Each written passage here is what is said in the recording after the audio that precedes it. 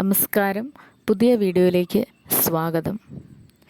തൊടുപുഴയിലെ beauty parlour ഉടമ ഷീല സണ്ണി വ്യാജ ലഹരി കേസിൽപ്പെട്ട് 72 ദിവസം ജയിലിൽ അടയ്ക്കപ്പെട്ടിരുന്നു. സ്വന്തം വീട്ടിൽ നിന്നും മരുമകളുടെ ബന്ധുവാണ് ഇതിനു പിന്നിൽ എന്ന് ഇവർ ആരോപണം അന്നേ ഉന്നയിച്ചിരുന്നു. പോലീസിൻ്റെ ചോദ്യം ചെയ്യലിലും കണ്ടെത്തലുകളിലുമൊക്കെ അത് വ്യക്തമാണെന്ന് തെളിഞ്ഞിരുന്നു. ഇപ്പോൾ സ്വന്തം മരുമകളെയും മകനെയും ചോദ്യം ചെയ്യാനുള്ള എല്ലാ തയ്യാറെടുപ്പുകളിലുമായിരുന്നു പോലീസ്. മരുമകളെ ചോദ്യം ചെയ്തു, വിവരങ്ങളൊക്കെ ശേഖരിച്ചു. മകൻ ചോദ്യം ചെയ്യലിന് മുന്നിൽ ഹാജരായിട്ടില്ല എന്നാണ് അറിയാൻ കഴിയുന്നത്. എങ്ങനെയാണ് ഇത്തരത്തിൽ സ്വന്തം മാതാവിനെ ജയിലിലേക്ക് അടയ്ക്കാൻ പാകത്തിന് ശത്രുത ഉണ്ടായി വരുന്നത്? അമ്മായിയമ്മ മരുമകൾ ബന്ധത്തിലുണ്ടായ ഉലച്ചിലാണോ ഇതിന് പിന്നിൽ? എന്തൊക്കെയായിരുന്നാലും ഇത്രമാത്രം ക്രൂരമായി ചിന്തിക്കാൻ എന്തുകൊണ്ട് ഷീല സണ്ണിയുടെ മരുമകൾക്ക് കഴിഞ്ഞു എന്നുള്ള കാര്യങ്ങൾ വരും ദിവസങ്ങളിൽ വ്യക്തമായിക്കൊണ്ടിരിക്കും. മരുമകളുടെ അനിയത്തിയുടെ കൂട്ടുകാരൻ വഴിയാണ് ഈ വ്യാജ ലഹരി ഷീല സണ്ണിയുടെ ബാഗിനുള്ളിൽ വയ്ക്കുവാൻ സാധിച്ചതെന്നാണ് അറിയാൻ കഴിയുന്നത്. ഷീല സണ്ണിയെപ്പോലെ ഇത്ര മിടുമിടുക്കിയും ചുറുചുറുക്കുമുള്ള ചെറുപ്പക്കാരിയായ ഒരു അമ്മായിയമ്മയുമായി പൊരുത്തപ്പെട്ടു പോകാൻ എന്തുകൊണ്ട് ആ മരുമകൾക്ക് കഴിയാതെ പോയി? മരുമകളായിരുന്നാലും സ്വന്തം മകനായിരുന്നാലും ഇതിനു പിന്നിൽ ഇത്രത്തോളം ക്രൂരമായി പെരുമാറുവാൻ എങ്ങനെയാണ് സാധിച്ചത്? 72 ദിവസം സ്വന്തം മാതാവിനെ ജയിലിൽ അടയ്ക്കത്തക്ക വിധത്തിൽ ഇതുപോലുള്ള അതിഭീകരമായിട്ടുള്ള ഒരു കേസ് കെട്ടിച്ചമയ്ക്കാൻ ഇവർ എന്തുകൊണ്ടാണ് ശ്രമിച്ചിട്ടുണ്ടാവുക? സ്ത്രീധനത്തിൻ്റെ ആരോപണങ്ങൾ ഉണ്ടായിരുന്നു എന്ന് അവ്യക്തമായി ചിലയിടങ്ങളിലൊക്കെ കേട്ടിരുന്നു. മരുമകളുടെ സ്വർണത്തിൽ കുറവ് സംഭവിച്ചിരുന്നു, മരുമകളുടെ സൗന്ദര്യത്തിന് കുറവുണ്ട്. ഇങ്ങനെയുള്ള നിരവധി ആരോപണങ്ങൾ ഷീല സണ്ണിയെ കുറിച്ച് കേൾക്കുകയുണ്ടായി. എന്നിരുന്നാലും ഷീല സണ്ണിയെപ്പോലെ നല്ല മിടുമിടുക്കിയായ, സ്വന്തമായി അധ്വാനിച്ച് ജീവിക്കുന്ന, ഒരു ബ്യൂട്ടി പാർലറൊക്കെ അതിമനോഹരമായി കൊണ്ടു നടത്തുന്ന, സാമ്പത്തികമായിട്ട് മുന്നോട്ട് പോകണം എന്നുള്ള ഉറച്ച ചിന്താഗതിയുള്ള ഒരു വ്യക്തിയോട് സ്വന്തം കുടുംബാംഗങ്ങൾക്ക് ഇങ്ങനെ ശത്രുത വരാൻ കാരണമെന്തായിരിക്കും? മകനെയും മരുമകളെയും കൂടുതലായി ചോദ്യം ചെയ്യുന്നതിൽ നിന്ന് ഇത് വ്യക്തമാണ്.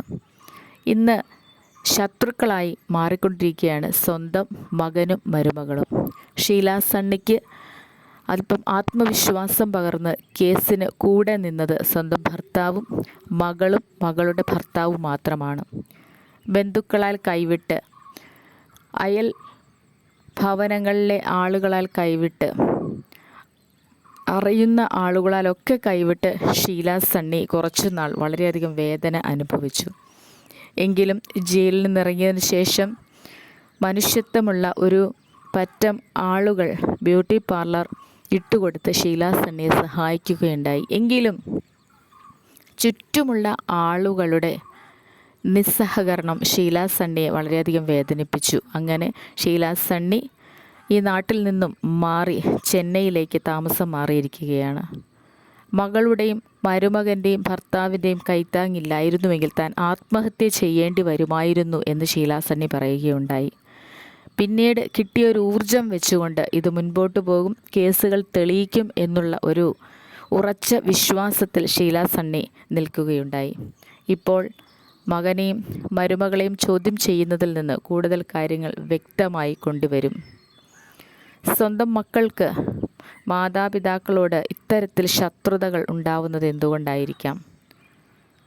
ഒരിക്കലും ഒരു ഭവനത്തിനുള്ളിൽ നിന്ന് സംഭവിക്കരുതാത്ത തരത്തിൽ മറ്റു രീതിയിലുള്ള പ്രശ്നങ്ങൾ ഉണ്ടാകുന്നുണ്ടെങ്കിൽ എന്തുകൊണ്ട് ആ ഭവനം വിട്ട് മറ്റൊരിടത്തേക്ക് മാറി താമസിക്കാൻ ഇവരൊന്നും തയ്യാറാവുന്നില്ല?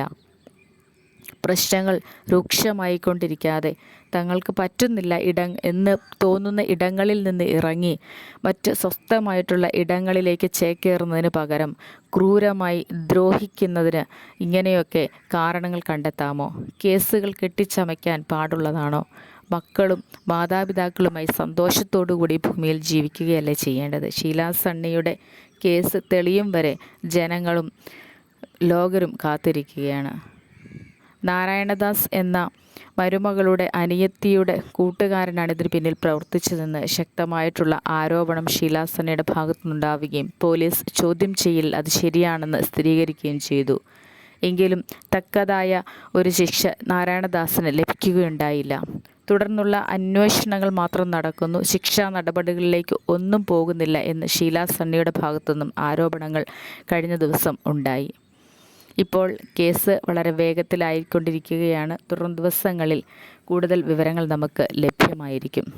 ഷീല സണ്ണിയെ പോലെ നിരപരാധികളായ ആളുകൾ ശിക്ഷിക്കപ്പെടാതിരിക്കാനായിട്ട് നമുക്കും ശ്രമിക്കാം. ഓരോ മനുഷ്യനും തങ്ങളുടേതല്ലാത്ത ഇടങ്ങളിൽ നിന്ന് ബുദ്ധിമുട്ട് തോന്നിയാൽ ഇറങ്ങി മാറി താമസിക്കാൻ തയ്യാറാവുക.